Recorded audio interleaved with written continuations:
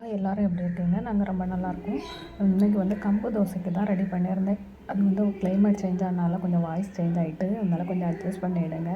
கம்புக்கு வந்து 1 கப்பு கம்பு, அப்புறம் வந்து 1 கப்பு புழுங்கல் அரிசி, அப்புறம் வந்து 1/2 கப்பு நான் உளுந்து இவ்வளோயும் சேர்த்து நல்லா ஊற வச்சு, அப்புறம் கொஞ்சம் வெந்தயம் இவ்வளோமே எப்பவும் தோசைக்கு அரைக்கிற மாதிரி முந்தின நாளே ஊற வச்சு அரைச்சி எடுத்துக்கிட்டேன். வந்து 1 கப்பு கம்பு போட்டதே வந்து 2 நாளைக்கு வந்துச்சு. இல்லை உங்களுக்கு தேவை கூட வேணும்னா அப்புறம் 2 கப்பு கம்பு, 2 கப்பு வந்து புழுங்கல் அரிசி, 1 கப்பு வந்து உளுந்து அந்த மாதிரி கணக்கில் சேர்த்துடுங்க. நல்லா சூப்பராக நல்லா மொறு மொறுன்னு வரும்.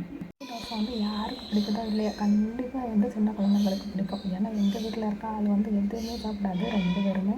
ஆனால் வந்து இந்த கம்பு தோசை நல்லா விரும்பி சாப்பிட்டாங்க. தோசைலாம் எந்த வித்தியாசமும் தெரியாது, எப்போ அரைக்கிற தோசை மாதிரி தான் இருக்கும். நான் அடுத்த நாள் மீதி இருந்த மாவில் நான் வந்து குழி பணியாரம் செஞ்சேன். எனக்கு செம்ம சூப்பராக நல்லாவே வந்து நல்லா சாப்பிட்டா பஞ்சு மாதிரி இருந்துச்சு. ஏன்னா எந்த சட்னியுமே பிள்ளைங்களுக்குலாம் தேவைப்படல, அவங்களே அழகாக சாப்பிட்டுட்டாங்க. ஆனால் வந்து இதுக்கு கார சட்னி கொஞ்சம் காரமாக ஏதாவது சாம்பார் அந்த மாதிரிலாம் வச்சு சாப்பிட்டிங்கன்னா நல்லா சூப்பராக நல்லாயிருக்கும். எங்கள் வீட்டில் வந்து மேக்ஸிமம் வந்து சாம்பார் போதும் அப்படின்னு சொன்னாங்க. கார சட்னி எல்லாம் எதுவுமே வேண்டாம் அப்படின்ட்டாங்க. அதனால் அது வச்சும் வேஸ்ட்டு தான் அப்படிங்கிறதுனால வைக்கவும் இல்லை.